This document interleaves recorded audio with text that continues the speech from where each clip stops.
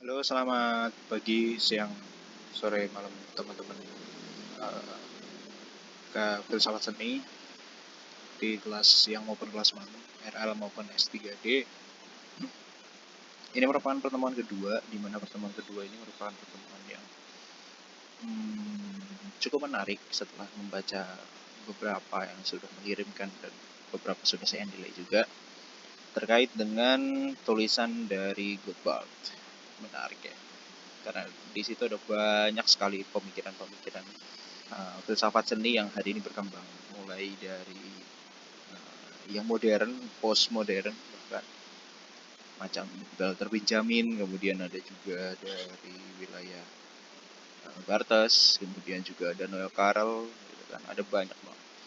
Itu menarik untuk dibaca karena itu diskusi yang hari ini hadir sebagai dialektika atau diskusi antara dua objek. Baik, di pertemuan kedua ini kita akan ngomongin berkaitan dengan dialektika filsafat seni. Jadi setelah kemarin kita belajar dari ontologi filsafat seni itu apa sih? Bagaimana sih filsafat seni itu mengada? Kali ini kita akan ngobrolin berkaitan dengan dialektika filsafat seni. Tapi sebelum mulai, saya mau kasih perhatian berkaitan dengan tugas blog yang sudah kalian kirim. Pastikan itu sudah terbit ya. Dan yang link yang dikirim itu link yang sudah terbit. Cara ngeceknya gimana gitu kan? Silakan untuk buka browser lain.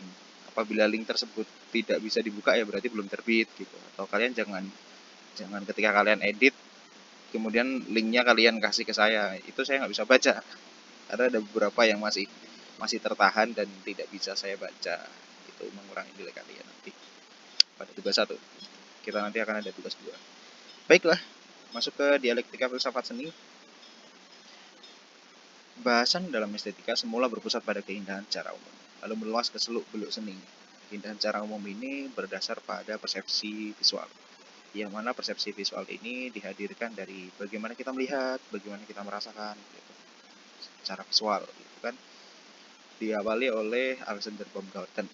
Baumgarten ini orang yang mencetuskan istilah estetik indah. Meskipun filsafat seni ini sudah dimulai sejak Plato, sebelum Baumgarten ada atau membahas tentang estetika, itu kan filsafat seni ini sangat panjang gitu, sejarah.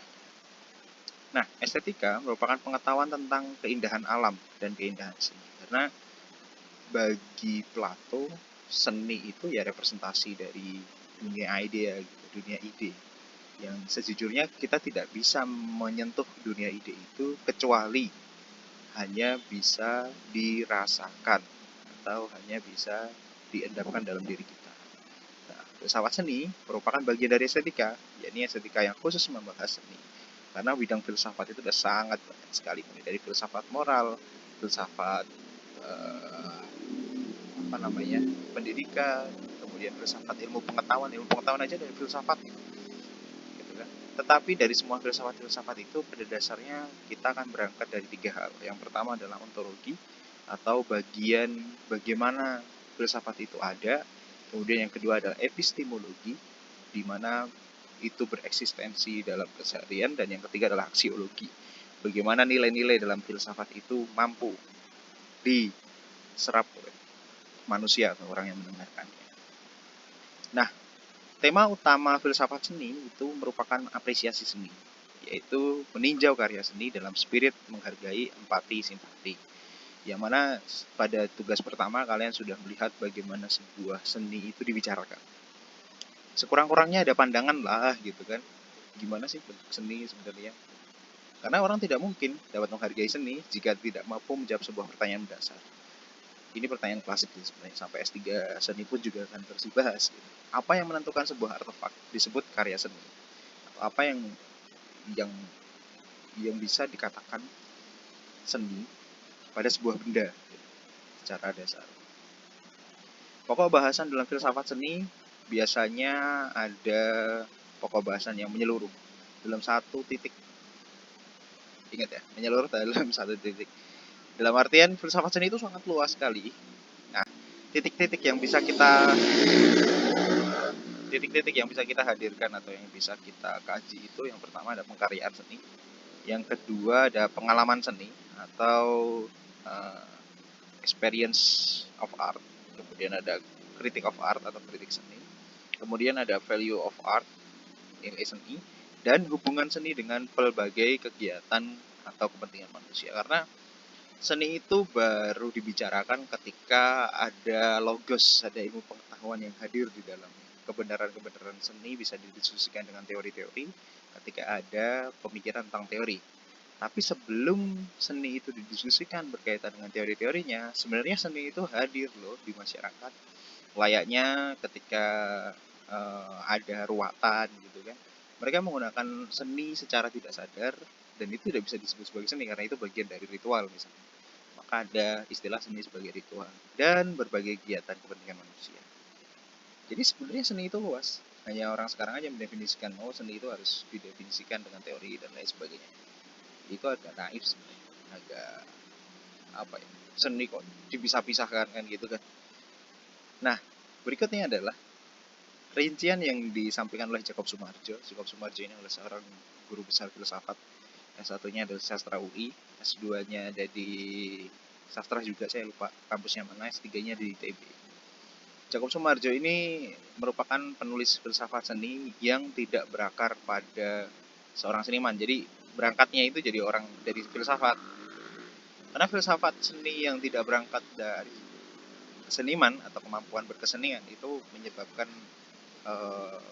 tidak bisa merasakan sebenarnya seni yang benar itu kayak gimana sih gitu. Hanya sekedar melihat dari sisi lain. Contoh lain selain Jacob Sumarjo ini ada Chris Delus dan Guattari gitu kan. Mereka menulis tentang apa namanya? Saya lupa judulnya. Chris Delus dan Guattari itu mengkaji tentang Bacon, kemudian juga mengkaji tentang konstruksi berpikirnya Bacon, bagaimana penciptaan seni, tetapi mereka tidak dari senimannya. Nah, siapa yang menulis filsafat seni yang berasal dari senimannya? Yang pertama, yang paling tua dari sejarah seni rupa itu yang dituliskan adalah Giorgio Vasari. Abad 17 membicarakan tentang seniman-seniman Yunani. Hasil karyanya termasuk Michelangelo. Gitu. Michelangelo itu salah satu seniman yang berkarya di gereja dan menjadi bagian dari gereja, kemudian dituliskan oleh Giorgio Vasari. Nah, ada 6 pokok bagi Jacob Sumarjo ini berkaitan dengan filsafat seni. Yang pertama ada objek seni atau materi pokok seni. Yang kedua ada subjek seni, si seniman, gaya si seninya, aliran seninya gitu kan. Ada nilai seni atau fungsi seni, konteks seni. Kelima adalah pengalaman seni, pengalaman estetik, pengalaman artistik yang bahasanya itu bisa menggunakan teori fenomenologi gitu untuk mendefinisikan pengalaman. Kemudian ada publik seni, atau masyarakat di mana seni berada dan mengada. Artinya sebuah seni itu hanya bisa dikatakan seni ketika ada kelompok orang yang mengatakan itu seni. Kalau nggak ada yang ngomong ya sudah, nggak akan dihajar sebagai seni gitu. Nah, itu review yang kemarin gitu, untuk memperkuat, dan kita masuk ke wilayah dialektika. Dialektika ini merupakan metode ya, cara berpikir berkaitan dengan filsafat.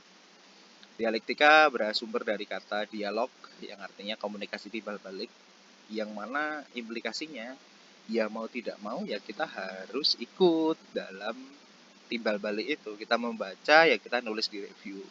Kalau nulis di review masih copy paste ya kita nggak akan terjadi dialog gitu. Tidak akan ada pengendapan pengalaman yang cukup untuk kalian membicarakan tentang sesuatu. Karena dialektika ini menuntut untuk orang memahaminya dari kenyataan bahwa sesuatu itu terus berubah gitu. Kita tidak bisa membicarakan karya-karyanya Leonardo da Vinci tanpa kita bersentuhan dengan karya itu ataupun membaca berkaitan dengan karya-karya Leonardo ataupun tentang biografi Leonardo da Vinci tentu. Dan itu juga berlaku untuk ketika kalian membuat karya desain gitu. Kalau kalian membuat karya desain tidak melihat referensi, hanya sekedar mengambil template atau mengambil aset dari orang lain, ya kalian tidak akan bisa merasakan What's the exactly, apa sih sebenarnya desain yang baik itu. Oleh karenanya kebenaran itu diperlukan untuk peninjauan terus-menerus. Jadi macam ketika kita memahami siapa orang tua kita, yaitu kebenarannya. Oh, ada bukti kebenaran itu dari kakak, kemudian dari KTP gitu kan. Ya itu kebenaran yang diperlukan untuk terus meninjau terus-menerus gitu. Kebenaran inilah yang kemudian menjadi banyak hal yang didiskusikan karena hakikat kebenaran banyak membias ya, tidak hanya sekedar benar yang benar, tapi juga benar yang salah itu seperti apa. Kita bisa diskusikan nanti kalau kalian mau di kelas. Artinya, waktu kebenaran diperlukan pewacanaan atau pembahasan dari berbagai sudut pandang sesuai dengan perubahan-perubahan yang terjadi. Nah, tidak ada cara lain untuk memahami sudut pandang yang lain ini kecuali membaca. Makanya tugas satu kemarin itu ya mungkin bagi sebagian dari kalian apa sih nerjemahin doang, gue juga bisa gitu kan. Tapi sebenarnya yang saya tuju bukan itu. Yang saya tuju adalah kalian terbiasa untuk melihat bacaan. Karena S1 itu bukan pada wilayah praktek aja gitu kan. Praktek ya oke lah, kalian mampu membuat karya grid gitu kan. Ya it must be gitu. Itu harus gitu kan. Tapi kemudian ketika karya itu sudah jadi, kemudian sudah epic, kemudian diakui oleh orang, terus apa? What's next? Dan hanya dengan mempertanyakan kembali, bersikap skeptis, mencari kebenaran yang lain, itu yang akan mengubah sudut pandang kita, mengokohkan apa yang kita percayai dalam desain ataupun dalam desain komunikasi visual. Nah, pada pertemuan ini saya ingin membahas berkaitan dengan bagaimana sih caranya kita bisa mengatakan seni itu seni dengan dialektik. Salah satu cara paling lama yang ada di tradisi filsafat, gitu kan. Karena ini mata kuliah filsafat ya, tradisinya berarti filsafat gitu kan dasarnya. Esensi filsafat juga senantiasa bergerak mendedah, mengupas dan menelaah. Nah, hal ini yang menjadi penting. Segala sesuatu secara fenomenal tidak menetapkan suatu pemikiran secara statis. Artinya apapun yang terjadi hari ini itu belum tentu akan terjadi juga pada hari-hari besok. Gitu. Dan itu akan sangat berubah, misalnya seperti NFT, AI. AI tahu ya? AI itu kayak artificial intelligence. Ya. Jadi kalau kalian mengikuti isu seni rupa yang terbaru, itu ada satu orang pemenang seni yang mana dia tidak menggambar gitu. Dia cuma ceritain doang, kemudian karyanya digarap oleh AI ini atau artificial intelligence. Jadi dia cuma store ide doang kemudian digambarkan dan itu menang. So, jadi seni itu sudah tidak terbatas dong pada kanvas ataupun kalau yang terbaru sekarang menggunakan software digital gitu kan. Nah, itu tidak statis karena tidak ada fakta yang dibenarkan secara absolut. Inilah kepercayaan filsafat bahwa di dunia ini tidak ada yang absolut, tidak ada yang terus-menerus menjadi sesuatu yang dipercayai terus-menerus ya. Jadi jadinya nanti kalau kita percaya pada satu hal itu ya jadinya taklid gitu.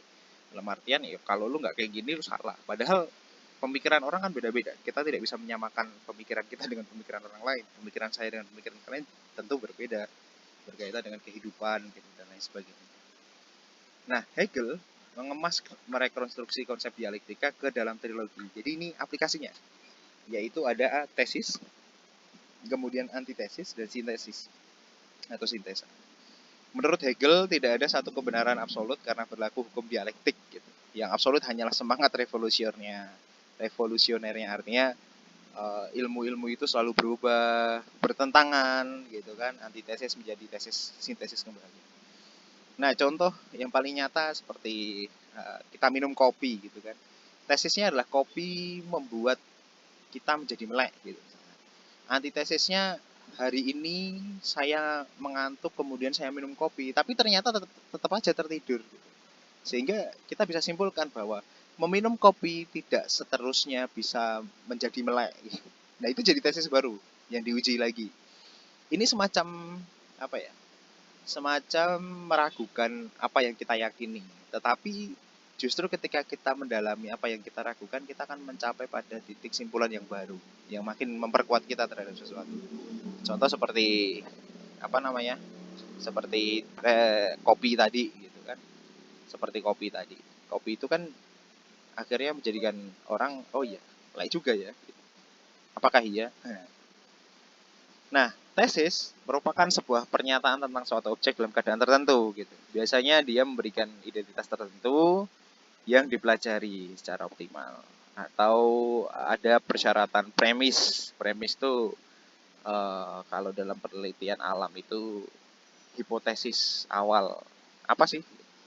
Nah, antitesis itu merupakan temuan-temuan yang menyangkal sifatnya atas pernyataan tesis. Jadi, apa antitesis yang bisa dihadirkan itu akan bergantung pada pembacaan kita terhadap sesuatu. Sedangkan sintesis merupakan rumusan kesimpulan.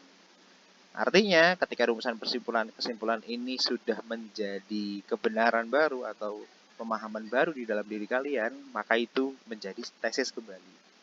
Nah, lalu lintas sirkulasi pemikiran untuk meraih kebenaran yang representatif terhadap fakta-fakta mutakhir yang dipelajari disebut sebagai dialektika. Artinya, sebenarnya yang kita lakukan tiap hari itu kita berdialektika, hanya saja tidak menyadari. Seperti kita menyadari siapa yang sayang sama kita, itu nggak ada. Contoh sederhana, ini contoh lain selain kopi ya. Setiap pagi dia makan nasi uduk, maka ia pun kenyang dan kuat melakukan kegiatan sampai siang hari. Suatu hari, antitesisnya, suatu hari tidak ada nasi uduk pada pagi itu. Maka dia makan roti dan bubur ayam. Ternyata kenyang juga setelah makan itu. Dan muncullah sintesa. Kita bisa mengkesimpulan bahwa setiap pagi makan sesuatu yang membuat kenyang dan bertenaga, maka akan kuat melakukan kegiatan sampai siang hari. Itu menjadi sintesa dan itu disebut sebagai tesis baru. Maka itu pun juga bisa bisa diantitesiskan dengan misal hari ini saya puasa gitu kan, dan saya ternyata kuat menjalani hari-hari biasa gitu. Ya berarti sintesa barunya bahwa tidak selalu makan pagi itu akan membuat kenyang, malah justru mungkin membuat ngantuk kan. Itu menjadi sintesa baru. Begitu terus bergulir sampai ya kita mampu menarik apa sih what's the meaning of apa ya pengen kita hadapi. Nah, dialektika filsafat seni itu berdasar pada nilai-nilai dari kebenaran yang dipikirkan dari teori-teori yang lalu. Ada sarana, instrumen, alat berfilsafat itu disebut sebagai dialektika. Maka dengan berdialektika ini dengan membaca tentu memahami lagi, mereview gitu kan, menuliskan kembali apa yang kita pahami itu menjadi satu hal yang menyenangkan untuk mengembangkan kualitas. Seni merupakan produk kebudayaan yang lahir oleh apa ya? Ketutupan rekaman. Yang oleh kalian bisa baca lah. Maka seni adalah produk dari filsafat. Dia merupakan pemikiran filsafat yang bertumbuh pada pengalaman keindahan. Pengalaman keindahan adalah hasil dari pengamatan indrawi. Maka cabang filsafat terdiri dari banyak hal, termasuk di dalamnya pengetahuan dan seluruh pengetahuan-pengetahuan yang ada di dalamnya. Dan itu hadir dari era Roman, Renaissance, kemudian ada Enlightenment, modern hingga posmo. Sekarang kita ada di zaman posmo di mana semua tidak jelas kemana arahnya. Gitu. Nah, kita masuk ke dalam tugas 2. Kalau kemarin kita membahasnya punyanya Goldberg, itu kumpulan jurnal pemikiran kontemporer hari itu, maka kita kali ini akan membahas tentang Dale Carroll. Jadi kalian bisa download itu juga di LMS ataupun di Classroom. Dari situlah kemudian kalian lihat daftar isinya, urutkan saja. Kalian seperti urutan kemarin, saya akan share juga di kelas urutannya. Semoga menyenangkan dan jangan lupa untuk direview, diterjemahkan dulu baru direview ya. Jadi kalian bisa baca dulu atas kemudian apa yang mengendap dalam diri kalian, gitu kan? Tinggal terjemahkan aja. Reviewnya minimal 500 kata dan selamat mengerjakan. Thank you.